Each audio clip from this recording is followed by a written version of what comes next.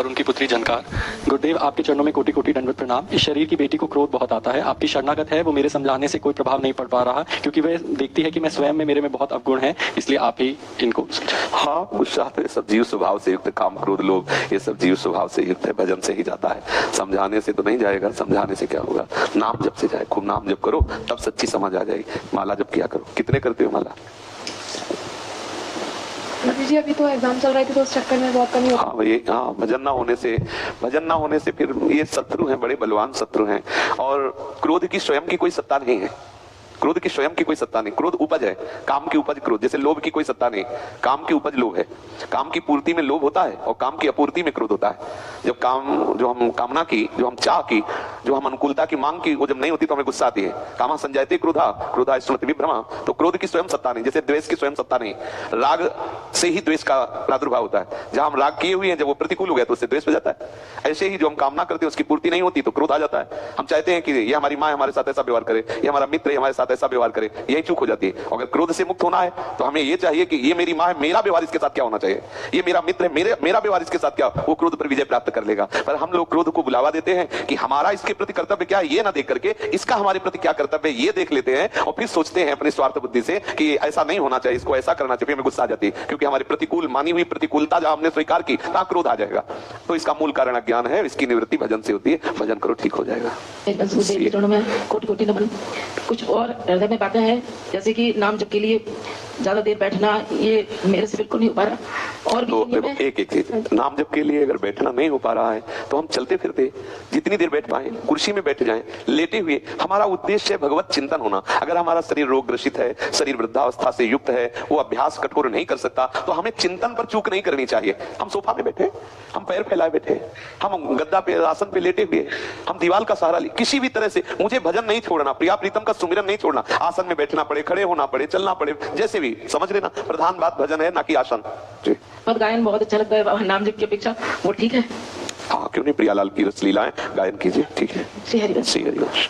आप सभी से ये प्रार्थना है कि जो भी साधक अथवा श्री जी के शरणागत जन अपने रस धर्म में अनन्य होना चाहते हैं, उनके लिए पूज्य महाराज जी ने सामूहिक रूप से आज्ञा की है कि आप अनन्यता धारण कर एकादशी आदि व्रतों का उद्यापन कर सकते हैं और अन्य देवी देवताओं को यमुना जी के महल में पधरा सकते हैं। कृपया बार बार प्रश्न ना करें। गीतांजलि जी लखनऊ से, इनका प्रश्न है, महाराज जी अब किसी भी मंदिर में जाने की इच्छा नहीं होती, सिर्फ एकमात्र राधा वल्लभ ही स्मरण रह गए हैं, लेकिन कहीं भी मंदिर में जाना भी होती है तो सिर्फ मंत्र का ही चिंतन होता है, तो अगर मंदिर में ना जाने की इच्छा हो तो ये मन की चाल तो नहीं? ना, ऐसा कुछ नहीं है।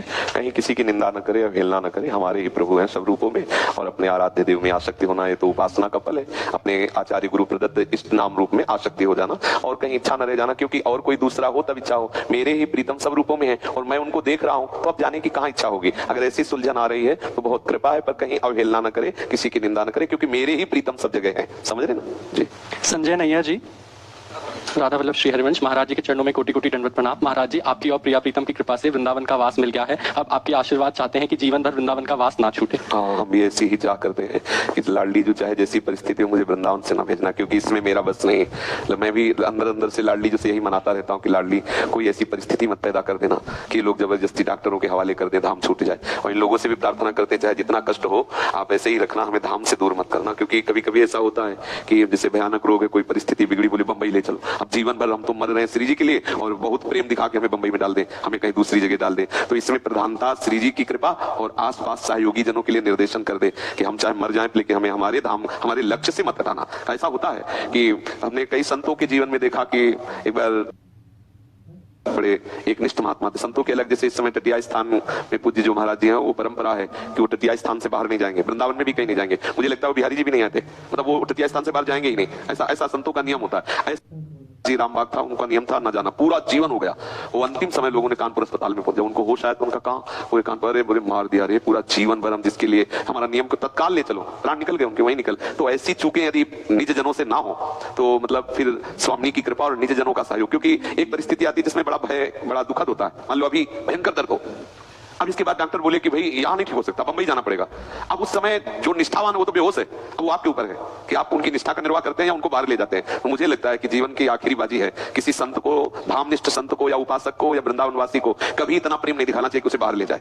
हमारे बड़े ही सेवा कुंज में सेवा परायण थे श्री गोपाल दास जी महाराज, सोहनी सेवा करते थे गोपाल बाबा, और थोड़ा शुगर बढ़ी, 450-500 शुगर हो गई। मिलते भी थे जब कभी सेवा कुंज जाते हैं यमुना किनारे, तो कुछ भक्तों ने उनसे कहा कि हमारे यहाँ 6 डॉक्टर और उधर ले गए, पानीपत पंजाब साइड का है लुधियाना, उधर ले गए, वहीं उनका शरीर पूरा हो गया। तो मुझे लगता है कि इतना प्रेम ना दिखावे। और इनका एक प्रश्न है कि क्या तुलसी पत्र प्रसाद रूप में या दवा के रूप में पा सकते हैं? श्री जी के चरणों में अर्पित करके, प्रभु के चरणों में अर्पित करके पाया जा सकता है।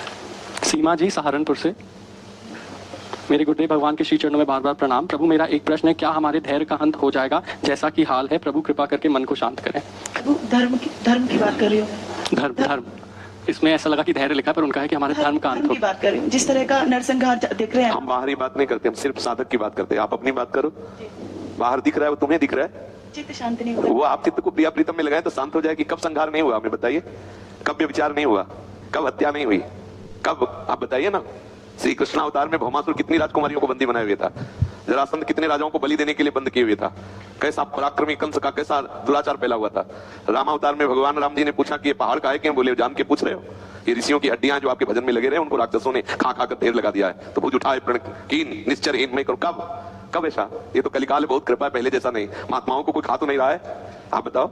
महात्माओं कोई खा रहा है? आप बताओ, नहीं खा रहा ना। महात्माओं को चक्कर खाने को मिला, कोई महात्माओं को तो नहीं खा रहा पका के, आप बताओ पहले कैसा। तो हम उस विषय पे न जाएं, हम ये जाएं कि हमारी दृष्टि में ये सब कैसे सुधार हो, मैं अपने को कैसे देख पाऊं कि मेरा भगवान ये सब रूपों में खेल रहा है। यही सत्य है, सत्य यही है कि मेरा भगवान ये सब रूपों में खेल रहा है। हम जीवन मुक्तता के मार्ग पर चल रहे हैं, हम संसारिक मार्ग पे नहीं हैं। समस्त समाधान का स्वरूप है एकमात्र प्रभु ही सब जगह है। अब हम ये कैसे प्राप्त करें, यहाँ ये चर्चा होती है। अगर हम ये बात की समाज में क्या हो रहा है इसका कैसे सुधार हो, ये लीला उसकी है, 3 गुण है, उनका गुण है, सतोगुण रजोगुण तमोगुण का अपना प्रभाव है। तीनों गुण अपनी लीला करते ही रहेंगे और बराबर चलती रही है। इस पर दृष्टि न डाले, दृष्टि डाले कि हम तीनों गुणों पर विजय कैसे प्राप्त करें, हम गुणातीत कैसे बने, हम कैसे देखें कि मेरा वासुदेव कृष्ण ये खेल खेल रहा है। बस ये बात देखनी। वो तो खिलाड़ी है, वो जगन नाटक मंच पर रूप बदल करके आता है, स्वांग करता है, तुम पहचान लो जीवन मुक्त हो जाओगे, ना पहचानो तो रो हंसो खेलो, बस यही चल रहा है। नहीं चल रहा, ये पापी, ये महात्मा, ये दुष्ट, ये नीच, वो व्यभिचारी, वो ब्रह्मचारी, यही इसी का नाम संसार है। और जो विद्या विनय संपन्न ब्राह्मणे कवि हस्तनी स्वनी सुपा के पंडिता समदर्शिना, हम लोग किस मार्ग के पथिक हैं? मेरा ही प्रीतम सर्वत्र है, हमारा ये लक्ष्य है, और वही है ईशावास्यमिदं सर्वम यत्किंच जगत्याम जगत, एक कण भी नहीं जो हमारा प्रभु ना हो। अब बताओ, वही खिलाड़ी खेल रहा है, वही ब्रह्मा बनकर सृजन करता है, विष्णु बनकर पालन करता है, तो शंकर बनकर संहार करता है। वही है, दूसरा नहीं है। हमें यही जानना है, ये सब खेल है क्योंकि वही विनाश करता है, वही बचाने वाला है, वही अपने आप में अपने आप से खेलने वाला है। इतना खेल वो हमको धोखे में डाल रहा है। गुरु कृपा से नेत्र प्राप्त करके हमको उसके धोखे से निकलना, बस ये खेल है। हम तो इसको सीधे कहते गेम है, गेम।